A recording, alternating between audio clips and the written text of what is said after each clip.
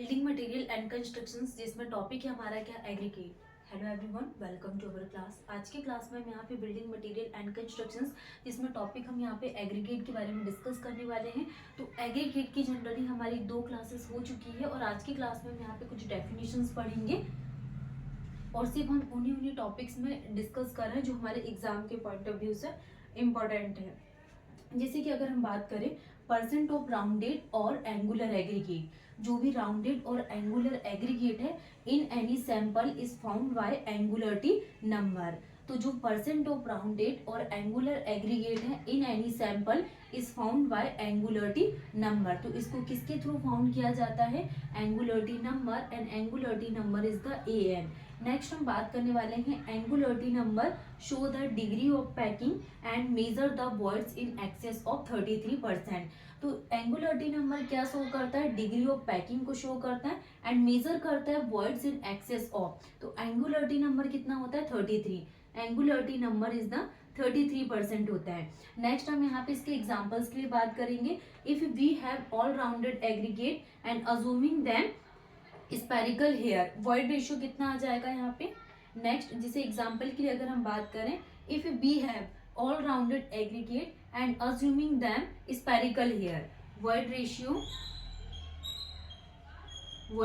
E equal to volume of void divided by total volume of soil, मतलब 33% divided by 100% equal to कितना आ जाएगा यहाँ पे void ratio. Angularity number is the 33% and means void volume equal to 33% and solid volume equal to 67%।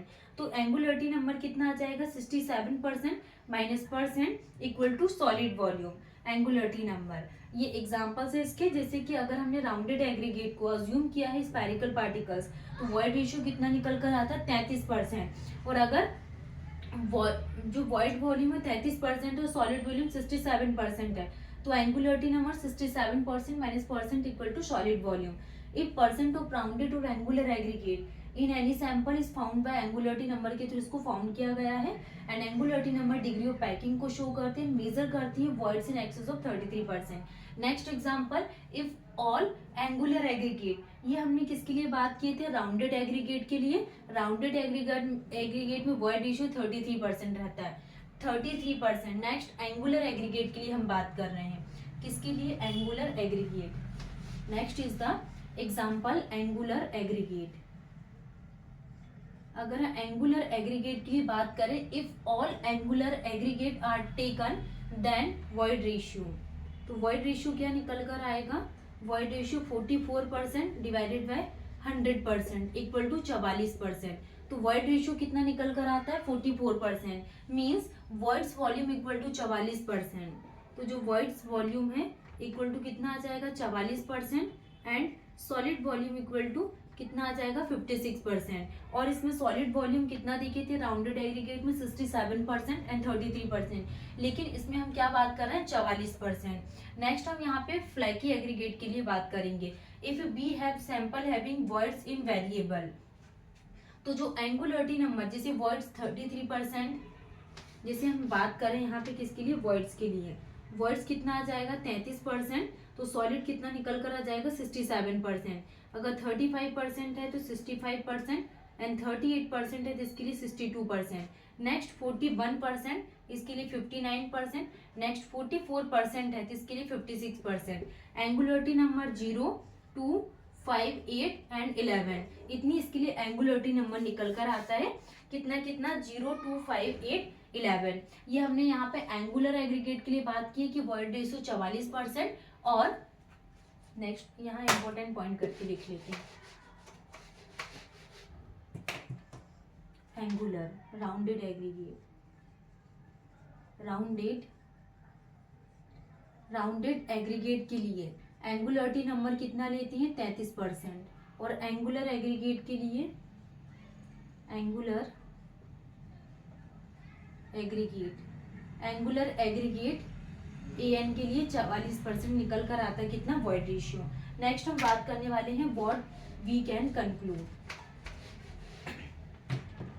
What we can conclude,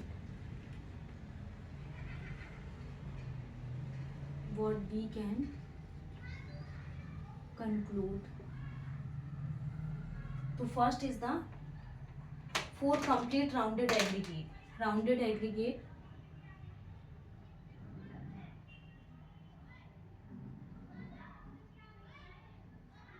rounded aggregate के लिए angularity number 67 minus 67 equal to 0. What we can conclude, तो rounded aggregate के लिए angularity number 67 minus 67 equal to 0. Complete angular aggregate, complete angular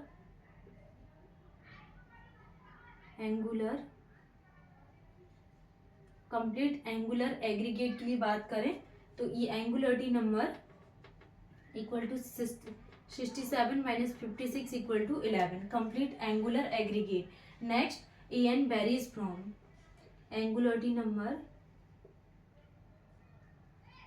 varies from 0 to 11. तो angularity number कितना very करती, 0 to 11. Next lesser the an rounded the aggregate. Lesser the an rounded the aggregate equal to better the workability. Rounded aggregate के लिए क्या जाएगा, better workability. Better workability. तो rounded aggregate के लिए कितना, 0. And complete angular aggregate के लिए 11. And an varies from 0 to 11 and decrease the angularity number. तो राउंडेड एग्रीगेट की जो वर्क एबिलिटी है वो बेटर आएगी. एंड मोर द an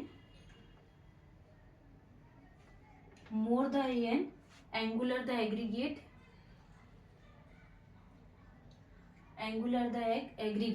अगर एंगुलर एग्रीगेट है तो बेटर स्ट्रेंथ, इसकी स्ट्रेंथ क्या होगी, बेटर होगी. तो ये हमने बात की राउंडेड एग्रीगेट के लिए एंगुलरिटी नंबर कितना आता है, 0. कंप्लीट एंगुलर एग्रीगेट के लिए 11. राउंडेड एग्रीगेट के लिए कितना है, 0. और एंगुलर एग्रीगेट के लिए 11. और जो एंगुलरिटी नंबर वेरीज करती 0 से लेके 11 तक. ठीक है. और अगर एंगुलरिटी नंबर कम है तो राउंडेड एग्रीगेट रहेंगे जिसकी वर्क एबिलिटी है वो क्या होगी, बेटर होगी. और एंगुलरिटी नंबर इसका कम होगा. और अगर an ज्यादा है तो एंगुलर एग्रीगेट होगा जिसकी स्ट्रेंथ क्या होगी, ज्यादा होगी. तो ये कुछ पॉइंट्स हैं जो डायरेक्टली एग्जाम में पूछे जाते हैं एंड ये ध्यान रखना है. जैसे कि हमने यहाँ पे ये बात की कि व्हाट एग्जांपल्स देखे. इफ ऑल एंगुलर एग्रीगेट कितने यहाँ पे लिए जाते हैं, वॉइड रेशियो. नेक्स्ट हम यहाँ पे क्लासिफिकेशन ऑफ स्ट्रेंथ के लिए, क्लासिफिकेशन ऑफ एग्रीगेट के लिए बात करेंगे. Classification of aggregate based on texture. Classification of aggregate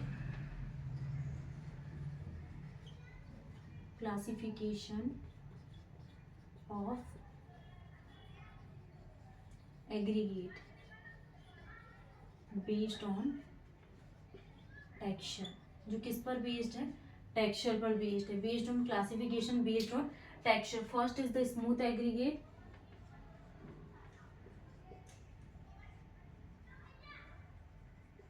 next is the rough aggregate.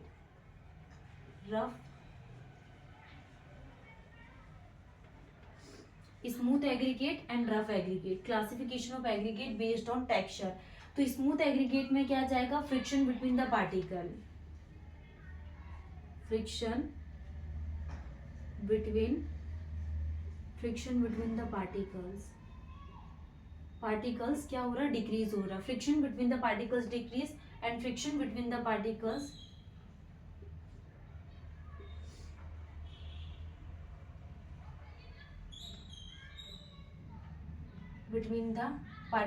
Increase.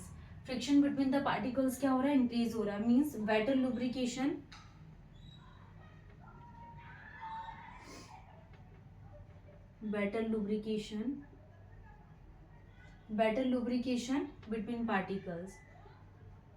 between particles. Better lubrication between particles. Poor the lubrication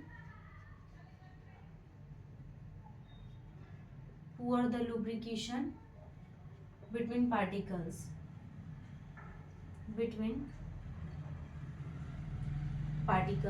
Next means lesser energy to mix, hence more work ability. work ability. Lesser energy to mix, hence increase work ability. Means more energy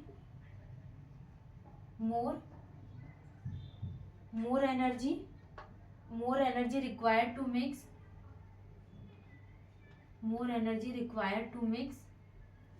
hence lesser work ability.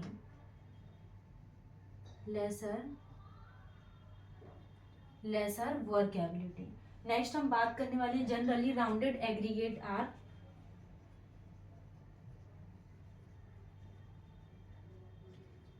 Are smoother. ये कैसे रहेंगे? Smoother. And angular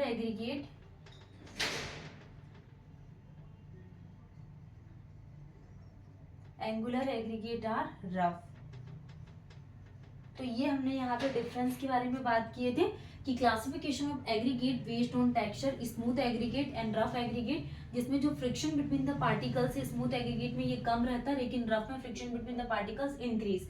means इसमें better lubrication रहता है between particles, लेकिन इसमें poor lubrication है rough में.